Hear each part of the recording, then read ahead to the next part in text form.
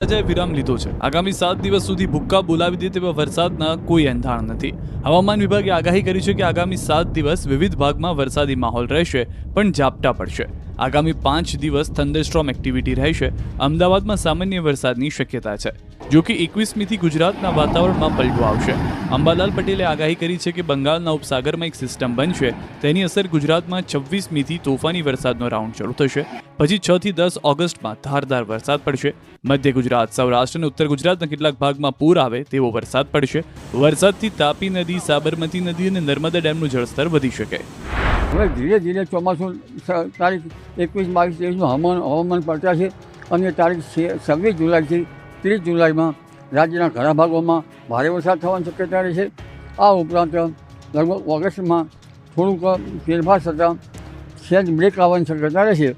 1 ઓગસ્ટે વાદળ થશે। 7 થી 10 ઓગસ્ટમાં વરસાદ થવાની શક્યતા રહેશે। ખાસ કરીને દક્ષિણ ભારતમાં વરસાદ થવાની શક્યતા વધારે રહેશે। ઓગસ્ટ માસના વરસાદથી તાપી નદીનું જળસ્તર વધવાની શક્યતા રહેશે।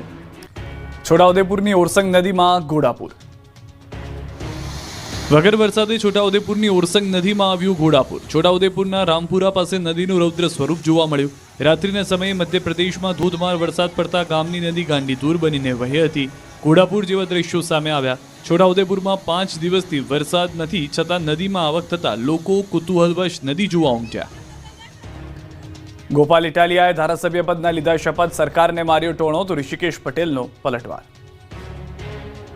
શપથ ગ્રહણ સાથે જ ગોપાલ ઇટાલિયા અને ભાજપ વચ્ચે શાબ્દિક ટપાટપી શરૂ થઈ ગઈ।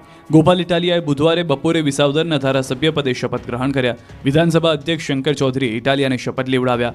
ઈસુદાન ગઢવી, મનોજ સોરઠિયા સહિત આપના નેતાઓ પણ ઉપસ્થિત રહ્યા। ઇટાલિયા ઉપરાંત કડીથી જંગી લીડથી પેટા ચૂંટણી જીતેલા ભાજપના રાજેન્દ્ર ચાવડાએ પણ શપથ લીધા। શપથ લીધા બાદ ગોપાલ ઇટાલિયાએ કાંતિ અમૃત્યાની રાજીનામાની ચેલેન્જ પર પ્રહાર કર્યા, જેના પર ઋષિકેશ પટેલે પલટવાર કર્યો અને આત્મવિશ્વાસ સાથે દાવો કર્યો કે ગુજરાતની જનતા એને 2027માં જવાબ આપશે। કોઈ કાર્યવાહી, ઠોસ નક્કર કાર્યવાહી થતી નથી। આખી સરકારે રાજીનામું આપવું જોઈએ। ગોપાલ ઇટાલિયાના રાજીનામું આપવાથી પુલ તૂટતા બંધ નહીં થાય। ગોપાલ ઇટાલિયાનું રાજીનામું આપવાથી ડ્રગ્સ વેચાતું બંધ નહીં થાય। ગોપાલ ઇટાલિયા રાજીનામું આપશે તો પેપર ફૂટતા બંધ નહીં થાય। આખી સરકાર રાજીનામું આપશે ત્યારે જ ગુજરાતની જનતાને સોનાનો સૂરજ ઉગશે, ત્યારે જ પેપર ફૂટતા બંધ થશે, બ્રિજ તૂટતા બંધ થશે, નિર્દોષ દીકરીઓને રંજાડતા ગુંડાઓ ત્યારે જ કાબૂમાં આવશે જ્યારે આખી સરકાર રાજીનામું આપશે। તો હું તો વિનંતી કરું છું કે ગુજરાતને સુખી કરવું હોય, ગુજરાતની જનતાને ગુલામીમાંથી મુક્ત કરાવી હોય તો આખી સરકાર રાજીનામું આપે। ગોપાલના રાજીનામાથી શું ફરક પડવાનો? ગોપાલભાઈને રાજીનામું આપવા માટે સરકારમાંથી કોઈએ કહ્યું નથી।